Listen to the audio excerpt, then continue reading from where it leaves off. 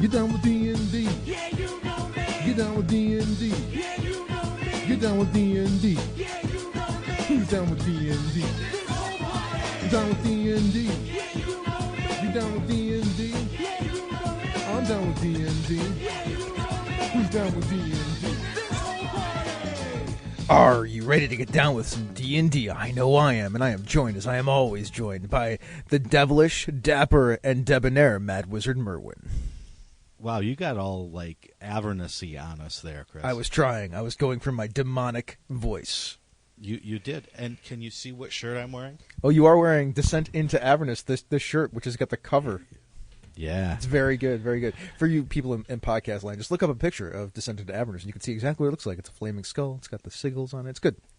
Yeah, and the reason I'm wearing this shirt is because today we are going to start our deep dive into the book, Baldur's Gate: Descent into Avernus. Yeah, I will be raving about D&D Beyond when we talk about this book, probably the entire time, because of all the... It's like a Wikipedia article with all the links. It's so good.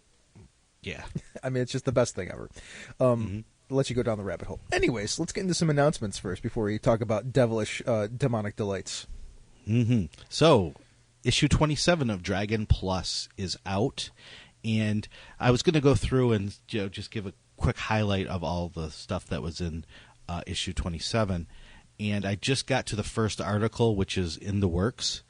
And speaking of going down the rabbit hole, wow, this issue, the in the works, is very long. It talks about all of the things that Wizards is working on that they've released for discussion, as well as a lot of the partner projects that are going on. And, I mean, it is deep. So the first thing they talk about is Eberron Rising from the Last War. And so they give the highlight of what's going to be in the book, including 16 new races or sub-races, plus the first official class to be released for 5th edition since the Player's Handbook, the Artificer. And then they also mentioned that there is going to be a new option called the Group Patron, which provides a connected origin story for a group of characters that help flesh out backgrounds for the whole party. So that's something that's new and cool, especially for you DMs and players who really like to get that deeper backstory connection with your group. And so I read that. It was a long article. I'm like, oh, that was a good in the works for this issue. And then I scrolled. I'm like, wait, there's more. They talk about Descent into Avernus. And while that is not new, because obviously the book is out, they do have new information that you can get. If you don't have Mordenkainen's Tome of Foes, that book has a bunch of information about the Blood War. And you can get the PDF version of the Blood War section of Mordenkainen's Tome of Foes for free if you go into Dragon Plus. It's right there. You can just grab it. And they also collected all of the D&D Beyond videos where the D&D team were discussing Descent into Avernus. And they're all right there. So you can just go right down through the line and watch them all and get all this information that you want. And I thought, wow, that's two in the works sections that have a ton of information, great stuff for DMs and players both. And then it continued. So they talked about the charity apparel that they are putting out that will support Extra Life.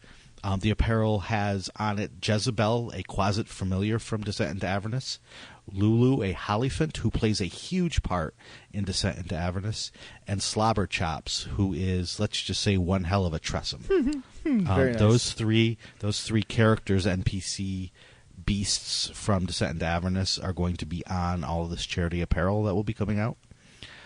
And they told in the works what's going to be in the Descent into Avernus Platinum Edition from Beetle and Grimm's.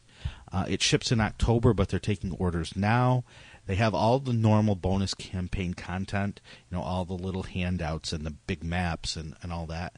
They're also giving you characters, pre-generated characters with rounded out backstories and jewelry. They are also putting out magic item cards as well as encounter and monster cards. And if you're an Adventurers League player and you or your DM buys this box, there will be certificates for the Adventurers League that are fun that you can come up with.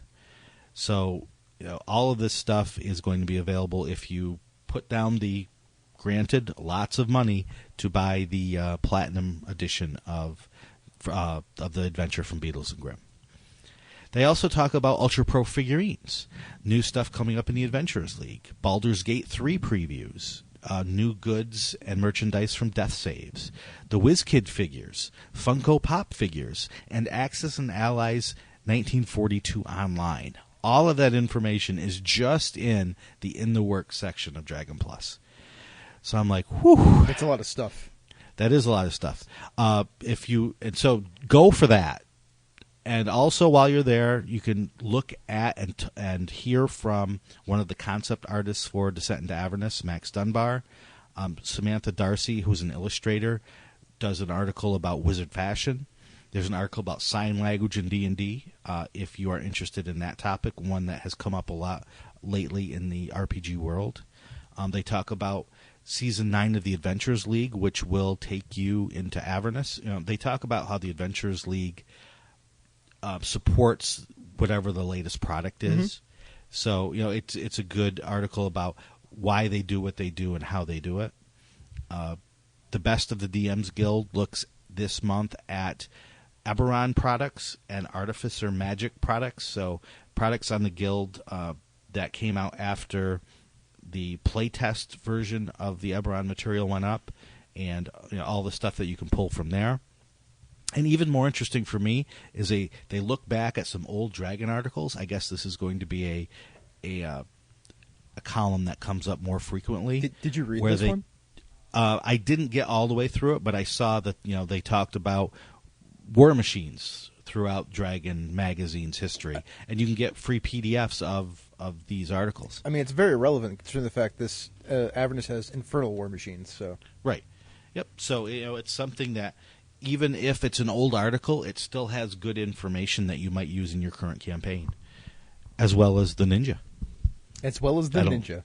Yeah, you just got to throw in a ninja every now and then. Here's a fun little story about me, I suppose. I mean, it's a little bit of a side tangent. The first thing I ever designed when I was 12 years old was for 2nd edition D&D.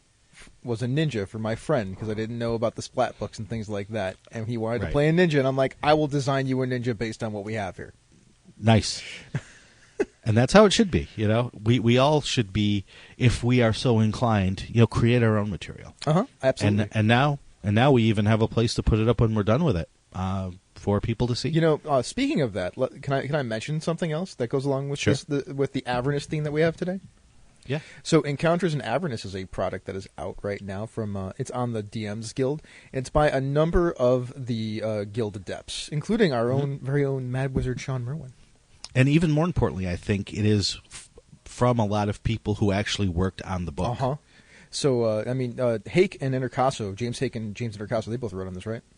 So did MT Black. Oh, did he? Did Ashley and Rich also work on this? Rich, I don't know if Rich did any writing on it. He may have done some work tangentially on it. And I don't think Ashley was on this project, although with her resume and the work that she's been doing, it will not be long before she is. Oh, wait a minute. I could just look at the credits and let you know. Yeah, that's a thing. I was just clicking. Yeah, I'm clicking at the credits. I'm looking at the credits. It does not look like Ashley worked on this book, unfortunately. Yeah. No. But, yeah, so, at least 4 and possibly 5 of the people that worked on the Descent into Avernus book worked on this Encounters in Avernus product, which is 60 short encounters that you can use in Avernus, whether it be in Avernus itself along the River Styx or in the city of El Turel. Yeah, it looks great. I mean, like you said, the reason to bring it up is because a bunch of the people who worked on the book are in this product, writing extra encounters for the book. It's almost like maybe some of the stuff that got cut out of the book ended up in this product. It would make sense to believe that. No, I don't know if that's true. I'm just speculating, and I'm not asking Shawn to say anything.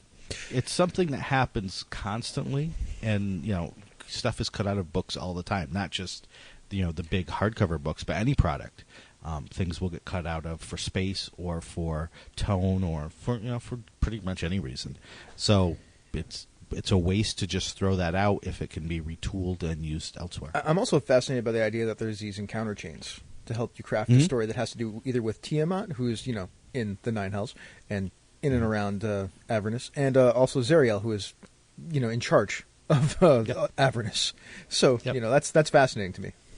Yeah, it's a great way. It's something that DMs can do themselves when they get one of these encounters types of books that have just discrete encounters along the way.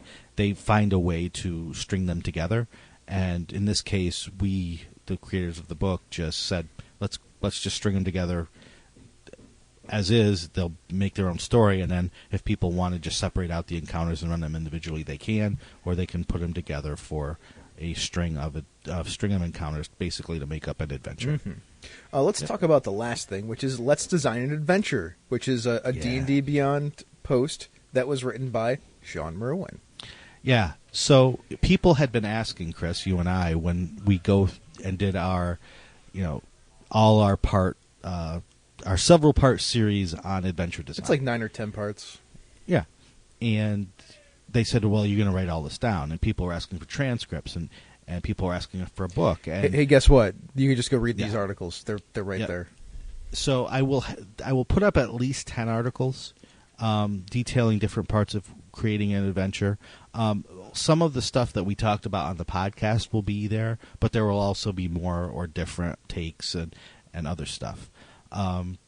So, if you don't need to be a D&D Beyond subscriber to read these. You can just go to dndbeyond.com, and all of those articles that are up there on the front page are free to read by anyone.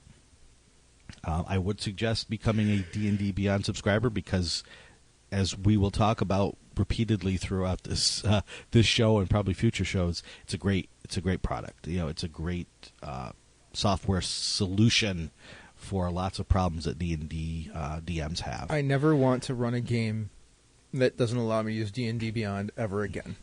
Yeah, it's amazing. But the series of articles itself, Let's Design an Adventure, we're going to design an adventure. I'm going to talk about different aspects of adventure design, and along the way I will say, okay, if I was writing an adventure with this, here's what it would look like, and I'll put up pieces. And I will also look at the comments section. If people have suggestions or things that they want, I will try to add that when I talk in future articles about that topic. I wish I could talk about everything that people want to talk about, because in the comments people are like, oh yeah, tell me about world building, or tell me about designing a full campaign, or oh, tell us what to do when we have the adventure but then the players go off the rails. Hey, what do you do? You know what? That just sounds like other topics that we could talk about on this show. Yeah, I mean, I would love to write about all of those things. I have to kind of focus in on just the adventure design stuff for this series of articles. But if we can go beyond that, we can either do it here. I could do more articles. Maybe there's a book in the offing at some point. Who knows? But all of those topics are awesome and much needed for discussion. And I need to learn more about a lot of things before I can talk about it intelligently. So I appreciate everyone's enthusiasm about it. I was blown away by the number of comments that came in. So thank you all. And if you haven't read it yet, I hope you can swing over and check it out. So that's our announcements. I think it's now time to get into the topic for today, which is Descent into Avernus, Part 1. We're going to talk about the overview and some things where I got off on a tangent because it's like a Wikipedia article. And I'm going to talk like this, too. This Sweet. sounds like fun. Cool. How can I trick you out of your soul? It's too late, man. Too late. You gotta Too get late. mine. Done. Yeah. I feel like your wife might have first dibs on that. Right. I think I'm like 7 souls in arrears at this point. Yeah. All right. So if you don't want spoilers on Descent into Avernus, just stop listening. Yep. We love you. Thank you for being here with us to this point. Come back next week for more announcements, because we like to do like news and things like that. Yep. All right. What is Descent into Avernus, Sean? Descent into Avernus. I'm glad you asked, Chris. Descent into Avernus is an adventure and a little bit of a source book that takes characters from level 1 to level 13. If you go through the whole adventure, you will begin in the city of Baldur's Gate. The gazetteer that's in this book provides you with information about the city's history and its current political and social climate. So, in a way, it is it's a great source book. It's a great gazetteer for adventuring in the city. If you played the D&D Next adventure, Murder in Baldur's Gate, there's a lot of similar feel and focus from that book into this gazetteer. I still have my DM screen. Oh yeah, yep, absolutely. I mean, that was a great adventure. It really, this is a really good adventure. And so that is the sort. If you played that or if you DM that, that is sort of the feel that you're going to have for the first 4 levels of this adventure, right? It's in Baldur's Gate. There's stuff going on. You are thrown into the middle of political and social unrest, and you need to work your way through it. And slowly, as you learn about what's happening and as you complete your missions, you will learn what the Avernus connection is to all of this. And there is one. Mm-hmm. Oh, there is one. I mean, to spoil things, like we said, spoilers. Yeah. There is a noble. Her name is, what the hell's her name again? She's a baron. Yeah, a duke. Sorry, she's one of the 3 dukes. She's one of the dukes. Van Thempure. Van Thempure. I can't remember her first name though. Yeah. I can find. We will have it next week for sure. Yes. Yeah. Anyway, there are many. It's Thelmara. Yeah, it's like Thelmara Van Thempure. It's hard to say. So, yes, there is this Baldur's Gate section, but then the adventure takes a sharp turn as you learn the threat to Baldur's Gate and are asked to go to hell. I feel like you went in weak on the on the pitch because it happens in Baldur's Gate, but like the inciting incident to a lot of this stuff is Elturel is gone. It vanished, and there's only a crater left. Right. So what precipitates everything is Elturel is pulled down into hell. Now, what's Elturel? Elturel is an interesting story all on its own. Elturel is basically one of the holiest cities in the Forgotten Realms. It had an undead problem years ago. A vampire took over the city, and it became very much an undead sort of city. And in order to drive this undead scourge away, a deal was made with between the paladins of Elturel and a demon lord. She promised to drive them away by creating the Companion, which was a second sun that hung in the sky above Elturel, which basically bathed the city in bright sunlight the entire time. The undead were destroyed, and the city was saved. Yeah, can we talk about what the Companion actually is? Yeah. It's a planetar imprisoned inside of this thing. Yep. It's a planetar imprisoned inside of... I just want to throw that out there. This is already fairly epic. Cities are vanishing... There are devils and planetars involved. It's not a good scene. Now, the demon lord that they made this pact with is named Zariel. And so she did this with the understanding that after a certain amount of time, she would get her payment. And her payment is the city is dragged into hell. And Shawn, why is the city dragged into hell? Well, you tell me, Chris. Oh, it's because Zariel needs more foot soldiers to fight the Blood War. That's right. So Zariel is an extremely compelling figure all on her own. Because she was an angel. She was a very angry angel. Yeah, she wanted to fight in the Blood War, basically. She wanted to lead the legions of good down directly into hell to fight against both the demons and the devils. It's because she hates both of them. Right, who fight each other. And her superiors said, whoa, wait a second there. They're fighting each other. they're leaving us alone. Just let them destroy each other.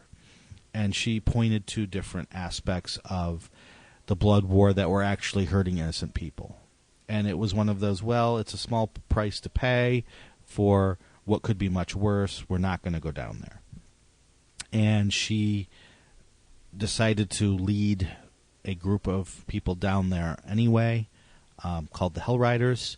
They got down there, and basically the Hell Riders saw hell and said, we don't like this. This isn't what we signed up for. We're out of here. They abandoned her. She was defeated. And the only way that she could continue the fight was to make a deal with Asmodeus. So Asmodeus said, you're good at fighting demons. I will give you an army.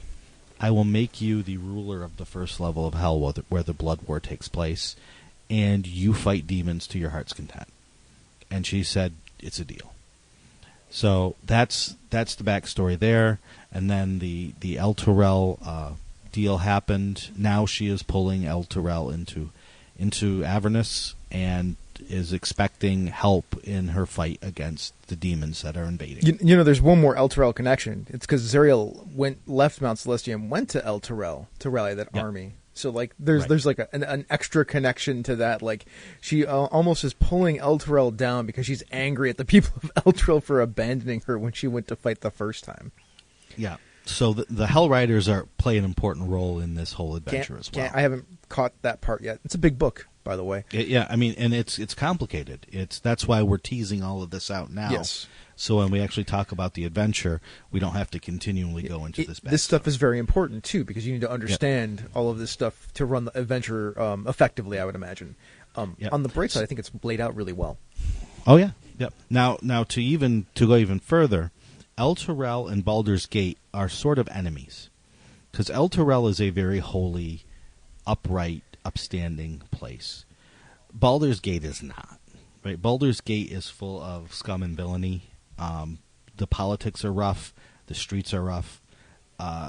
It was born of a pirate cove where they would put up a false light to bring ships closer, where they would get destroyed on the reef, and then the pirates would go out and kill the people that survived the crash and steal all the goods and then sell them. Sure is the Gotham City of the Sword Coast. Yep. So there's always tension there. So the leader of El Turel, who is now beholden to a demon lord, said, "Hey, Duke Ravengard, let's come to El Turel and let's talk about peace."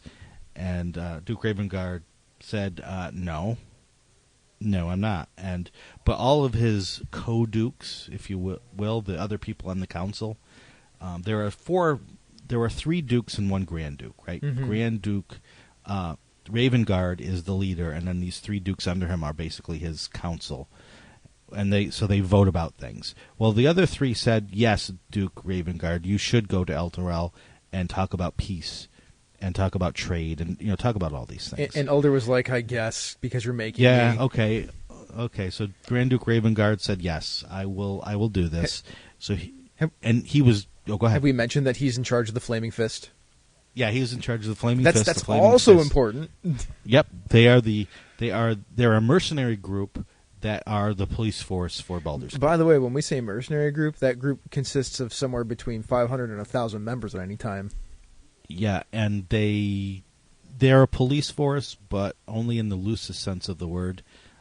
They are more like a criminal organization that keeps the quote unquote peace. Yeah, they're a bunch of thugs. It's fine. But the Grand Duke is not a thug. He may have been at one point, but at this point he understands his role as a leader, and he is one of the only things keeping the Flaming Fist from turning into a true criminal organization that has the power of a police force. And remember when we mentioned El Turel was like ripped from the material plane earlier? Guess who was in El Turel when that happened? Yeah. So Grand Duke Alder Ravengard. Yeah. The leader of El Turel knew that El Turel was going to be drawn away. That is, by the way, everybody, that's Thavis Krieg. Yep, Thavis Krieg. So Krieg invited Grand Duke Ravengard to Elturel just so he would get pulled down with the city, then Krieg could go to Baldur's Gate and wreak more havoc there. Hanging out with his friend Duke Van Thumpor, who is also in with the devils. Yep.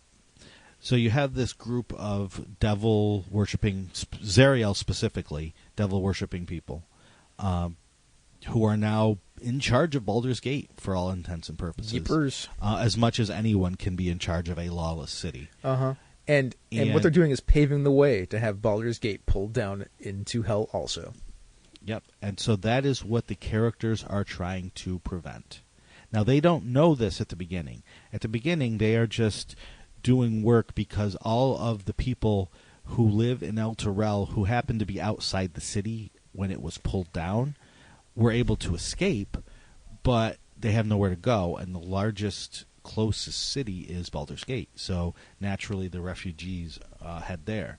So you have the refugees flooding into a city that's already lawless, that no longer has a leader, and that the current leadership is either A, vile, just in general, or B, actual devil-worshipping, horrible people. So cultists. So there you go. You can see where all of this turmoil is headed. Yeah, I mean, and then insert player characters at the worst possible moment. Or the best possible moment, I suppose. Yeah. So then the adventure is the story of the characters first dealing with the small problems of Baldur's Gate, being awakened to the larger threat of Baldur's Gate being pulled down into hell unless they do something about it, figuring out how to stop that, and then actually going down into hell to save everyone, Elturel, Baldur's Gate, and deal with all the problems that are happening there. Sound good? Yeah, that's pretty much how it goes. Can we sidebar real quick on something? Sure. So you're probably asking yourself, people out there, like, this is a complicated plot, and it is a complicated plot, but that's on purpose because devils deal in complicated plots. This is all very thematically laid out in a way that makes a lot of sense for this adventure. I think it's really good. I think it's very solid.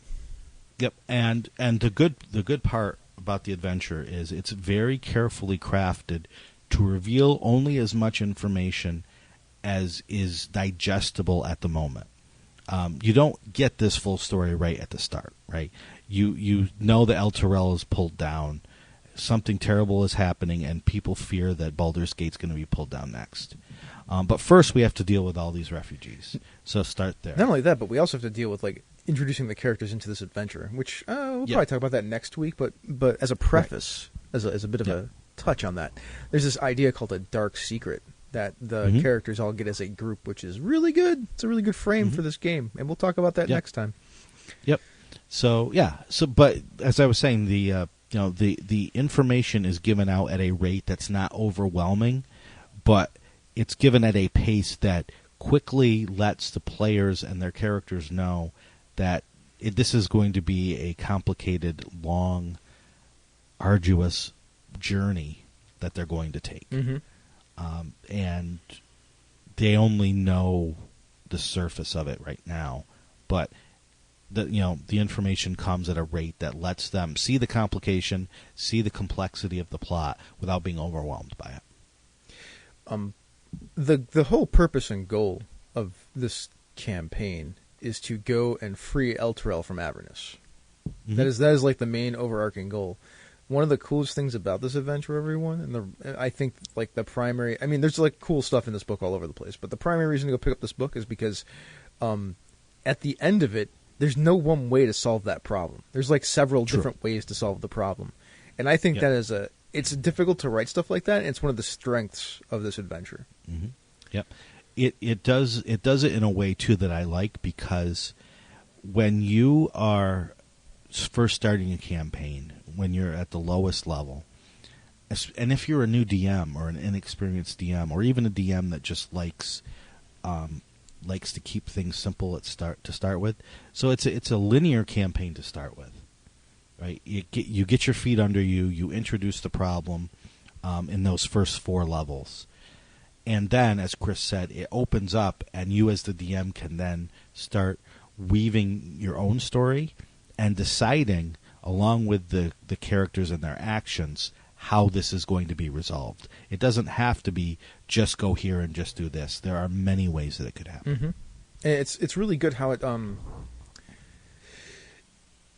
every part of the adventure feels like, if you were to break it into a couple of different sections, they are bubbles. Like, you're going to do a thing in this bubble until you finish the thing. But there's like there's not always just one way to deal with it. There's like lots of stuff that's kind of going. You said it's linear. It's very, very linear, especially at the beginning. But like once they get into Avernus, once they get down there, like El Terrell has fallen, which is chapter 2.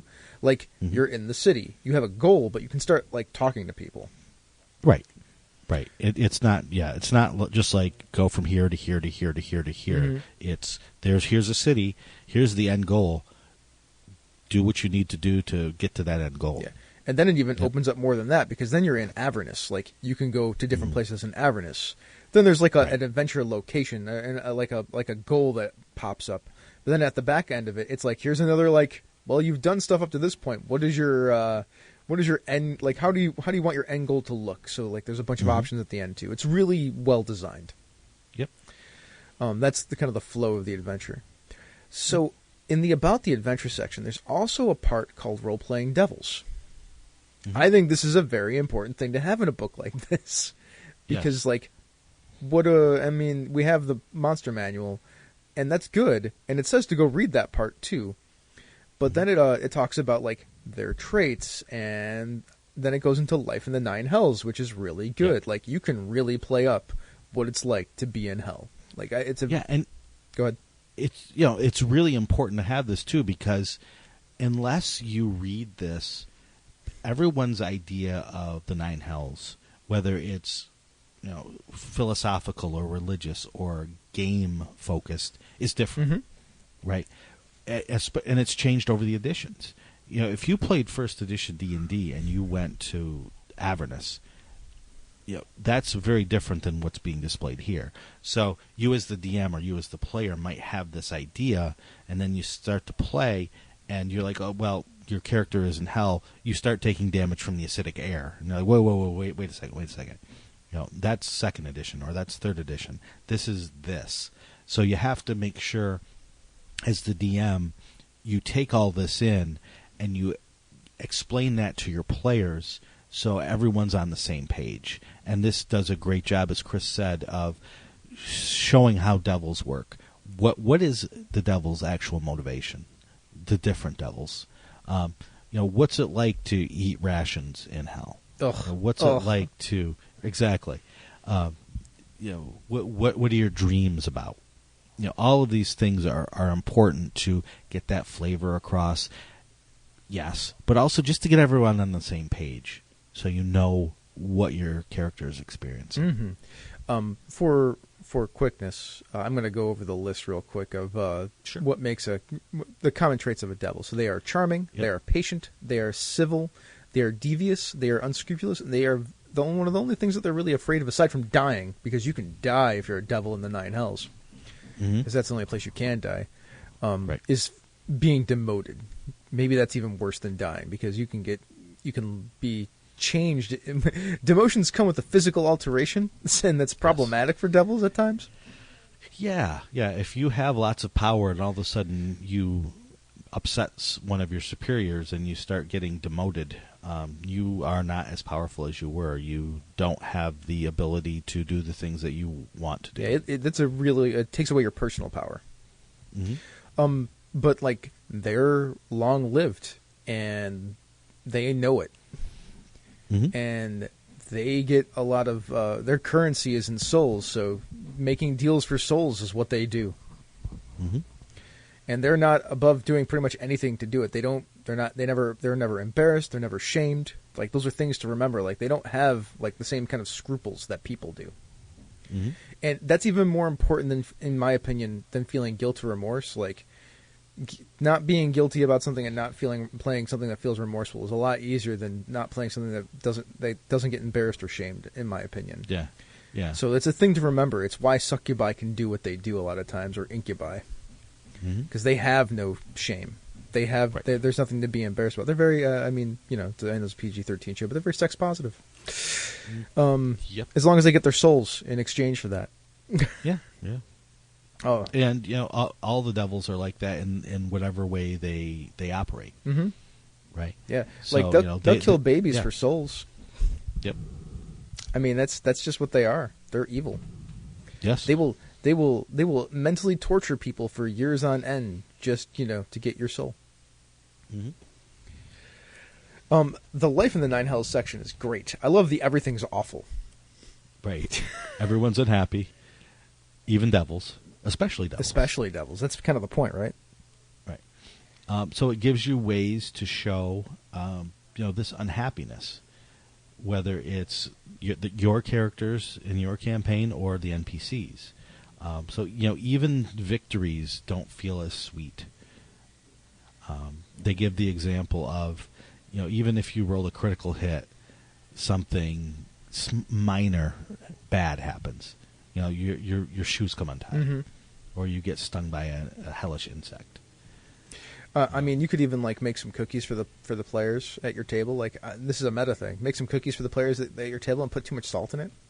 Yep. Because everything tastes awful there. Right. Because everything, food tastes serve bad. some water that you've left out for 2 days. Make sure it's clean, of course, but let it be tepid and stale, because water gets stale. Strangely enough, water gets stale if you didn't know. Yeah. Don't hurt anybody. I'm just being ridiculous. And one of the things that causes all this, right, is because Avernus used to be beautiful. Oh yes, Avernus used to be a paradise that was used to tempt people into hell. And so it used to be, the Garden of Eden, but you would lose your soul to get there. And then bad things would happen. But now they can't even do that because of the Blood War. Because all these demons come pouring out of the river Styx, and have destroyed the place. Mm-hmm. So yet that even makes it more upsetting, especially to the devils that live there. I feel like Asmodeus did that on purpose. I'm sure he didn't. I have no idea what the story is behind how the Blood War started. I don't even know if there is a story for how the Blood War started. I'm not sure. It's always been there, right? It's just the way it's always been. It's been around for longer than people, I think. A neat thing about Avernus is that geography is warped. So it could take you 5 minutes to walk somewhere one way, and it'll take you 3 hours to walk back. Right. Or vice versa, But if you really want to get the going uphill both ways in the snow, you can actually do that in Avernus. Well, you can actually, yeah. Maybe the ashfall. Right. Or just be old, and then you can get that as well. Yeah, that's true. And then but that's something. Well, that's something the DM can use, though. Yeah, right? it is totally. Because now you need to get over here, and you need to get over here quickly, but you have no idea how long it's going to take. Mm-hmm. Hey, this devil shows up and says, "Well, I can get you there really fast. I can make it just a 1 hour trip, but just sign on the dotted line." Mm-hmm. And then I have your soul. Give me a soul. Yep. You can also not make it the soul right away, but something else that you can use as leverage later. In fact, they talk about doing stuff like that. Yep. Start smaller. Uh-huh. Wait till the end to start pulling out the soul stuff. Mm-hmm. Only when they really need it. Mm-hmm. The other thing I wanted to mention, I'm always a big fan of making your mechanics match your setting, if you can. Mm-hmm. There's a really good house rule that you can use where if somebody acts in a selfish way while in Avernus, you can assign them inspiration, but they can only use it for themselves. Yep. They can't share it with anyone, right? Wow, we can get inspiration for being selfish? Weird. It's not normal. Yep. And if you go back to that dark secret, right, or the flaw, then that becomes even more entwined within the campaign. It's true. It's especially true if a devil can find out about that dark secret. Mm-hmm. Yeah, that's that personal touch. There's a little section about personal touch. The flaws are really good too. You should know those things so you can play upon them. Yep. That's the first section, though, the about the adventure section. There is something I wanted to talk about that really caught my eye, and it's something I want to bring up probably now and again as we go through this. There's a place in Avernus called the Wandering Emporium. Mm-hmm. So the Wandering Emporium, it is a market. It is a traveling market. It travels around on the back of 13, I think it is, giant infernal war machines. Mm-hmm. And it is run by a Rakshasa named Mahadi. Mm-hmm. This Rakshasa is a wonderful host. Wants to sell you whatever it can sell you. Tries to upsell you on everything. Mm-hmm. And in order to even participate in the Wandering Emporium, you have to sign a formal contract, because it's not even like a scam, really. It's just like, if you sign this contract, you have to, if you don't pay for everything that you get while you're there, you will have a geese put upon you, which will essentially cost you your soul until you have paid off whatever you need to pay off. Yep. No shoplifting. No shoplifting. I mean, it's just magically done to you. I also will assume that devils, while you are there, will try to scam you out of your money. Like, just because there's no shoplifting doesn't mean somebody can't steal your money, and then you don't have money to pay for the thing, and then you're just screwed. Just saying, as an example. It's really neat. I think that a place like that's kind of cool. Also, the story behind Mahadi is really neat too, because Mahadi is essentially a spy for Asmodee. I can never. I say Asmodeus. Asmodeus. Sure, that'll work better. Mm-hmm. That way I'm not referencing the game company. The giant board game company. Yeah. Asmodeus. And Mahadi is empowered to make deals. Like, big deals for your soul. In fact, there's a whole list of them that you can go and check out. It's in an appendix. Also, like, some of those deals are like, well, when you reach level 17 and you die, you can't be resurrected. In fact, as soon as you die, your soul goes to hell and you turn to a pit fiend under Asmodeus' control. There you go. I mean, that's great. Like, that is a good endgame ideal for your character. Like, I'm going to sell my soul so I can be a pit fiend later. Like, I played that character to run down that path. Mm-hmm. There's a bunch of different little markets inside the Wandering Emporium, too. And the reason I bring this up is because this is a really cool place. I think you should definitely bring it up in your games. There's a bunch of ways it mentions to bring it up in your games, which we'll talk about in the future. One of the cool places inside of the Wandering Emporium is the Infernal Rapture, which is a spa. Mm-hmm. I mean, have you ever been to a spa, Shawn? I have not. Spas are lovely places. Like, you can get, I'm sure they are. can get, you can go to the steam bath. You can get, couples massage. You can, get your eyes waxed, your eyebrows waxed, and a pedicure and a mani-pedi, all that good stuff.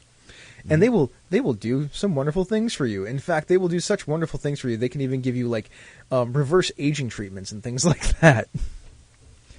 Is this in real life or in hell? In hell, unfortunately. If it was in real life, I already would have been there. I would have saved all of my pennies to go there to have reverse aging treatment. I already had my phone out. I know, right? Like, that's a good sale. That's a good selling point. One of the other most useful things about it is that it's a demi-plane inside of like a pocket dimension, so it's technically not in hell. There you go. So that's very useful to like have meetings and set people up. It's also very useful for devils because they won't die if they get killed there. True. So, I mean, it's a thing to think about. And there's a really cool handout that you can have that is a menu of the food that is served there and the services that are served there that is in complete and total gibberish because it's in Infernal. I can't read it. Can you read it, Shawn? Not yet. I have not. I think there's a translation. Oh, is there? That'd be good. Yeah. Because all I have is the non-translated version. Now, the appetizers of pickled vine blight salad, pan-fried myconid cap with garlic butter, and spicy shredded sturge sliders. Oh, yeah, it's below it, isn't it? That's interesting. Yeah, it's good stuff, right? I mean, and, of course, coffee and tea. I'm all about the candied face spider and raspberry liquor reduction. That sounds delicious. And the thing is, it tastes good here, right? Because this isn't hell. In fact, all the food in this place tastes amazing. Mm-hmm. You have to pay for it in souls. Of course. By the way, did I mention you have to pay for most everything in this place in souls? Yeah. By the way, you will get an infernal war machine. You will drive around Avernus. It will be Mad Max-like. We'll Yep. talk about all that stuff. Yep. And you can play that up, as much as you want, or play it down as much as you want, depending on the type of campaign you want to That's run. true. There's options for doing lots of different things in many different ways. So my first impressions of this book are they're great. It's great. It's a wonderful, wonderful place to play. Things like that. Like I like all of it. I'm a big Baldur's Gate fan, though. I'm also a big fan of Devils and Deals and things like that. It's very much in the same vein as the Fae for me. I like the Fae for that same reason. Yeah. And if you can't play in this campaign, or if you don't have a DM, if you don't have players yet, there are a couple of different ways to get a kind of a sneak peek of this. One is in the D&D Adventures League. The first epic for Season 9 is available, and it takes place in Avernus. The D&D Open is also available for conventions to run, and that also takes place in Avernus. So some of these themes, some of these rules are already in effect in those two places. Nice, very cool. That's really all I have to say for now about the book. Do you have anything else you want to say? No, I think what we talked about is just our thoughts on it. Where we're going to go. Mm-hmm. In future episodes, we are going to get more specific and talk about the adventure in detail, and we'll bring all these topics up again, showing them, putting a spotlight on them in the flow of the adventure and in each of the encounters. Absolutely. Next time we'll talk a bunch about the Tale of Two Cities. Mm-hmm. All right. Well, I guess we should move on to Patreon shoutouts then. Let's do So it. Kevin Lovecraft, Merrick Blackman, Mike Dinos, PK Sullivan, Richard Wyatt, Rob Abrazado, the Chief Schmitty, Toby Sennett, Todd Crapper, the Old School DM, the Mad Wizard himself, Sean Merwin, Troy Sandlin, Will Doyle, Zach Goins, Chris Constantine, Cindy Moore, Eric Mengi, Eric Simon, and Miko Freilich. You are all wonderful patrons, and we appreciate your contributions to keeping us doing this very much. Mm-hmm. Speaking of patrons, if you'd like to be a patron like the aforementioned folks, you can click on the link to our Patreon page. It's right on the website. It's usually in the show notes, too. And for $2 a month, you can get yourself a shout-out. Or for $4 a month, you can get a shout-out like you just heard. You also get to see our pre-production show notes, and you get access to our Slack room where you can chat with us. If you can't help us monetarily, but you'd like to, give us a boost, help us out, you can do so with a podcast review, typically on Apple Podcasts. Yep, but we would love to hear from you on any other social media, whether it be Twitter, on Facebook, anywhere that you share things you like. If you could mention us, we would so much appreciate it. Sean, where can we find you on the internet? The best place to talk at me is at Sean Merwin on Twitter, or you can go to our pretty much new forums. That new smell is starting to slowly wear off, but it's still there. Yep, the new forum smell is still Yeah, that's at forums.misdirectedmark.com. Mm-hmm. You can catch me on Twitter. At misdirectedmark is the network Twitter. I will respond to that pretty often, or I'll at least be notified about it. My Twitter is at TheLight101. You can also go to the website, or you can go to our new Twitch channel and our YouTube page. Like, you can leave comments on all those things and talk to us in those places, or at least just watch stuff on our new Twitch channel. You can catch other great shows such as this one on that new Twitch channel, which is the FM Gamers. So if you enjoy D&D and actual play, you can check out the FM Gamers. It's on twitch.tv/misdirectedmark. We're going to be playing Spelljammed, which is a Spelljammer and Expedition to the Barrier Peaks inspired D&D 5e game played in person. Like we have my front room where we record the podcast, the Misdirected Mark podcast, is where we're going to be playing this game. We have a producer. We have a bunch of cast members who have been not just playing role-playing games for a long time, but also have been, on stage acting and things like that, doing improv for years and years and years and years and years. I am probably the least experienced person with all that stuff that is participating. If you're more about YouTube, you can watch or listen to that show and this show on youtube.com/misdirectedmark. All the episodes go up there now, too. Sweet. Down with D&D is a Misdirected Mark production, the media arm of Encoded Designs. So, Sean, what are we going to do now? We're going to go kill some devils and demons. Devils, demons. Yes, all of them. I'm confused. I guess we're going to kill them all? Sure. Get down with D&D. Yeah, you know me. Get down with D&D. Yeah, you know me. Get down with D&D? Yeah, you know me. Who's down with D&D? And we kept it less than Down with D&D? Yeah, you know me. You down with D&D? Yeah, you know me. I'm down with D&D. Yeah, you know me. Who's down with D&D?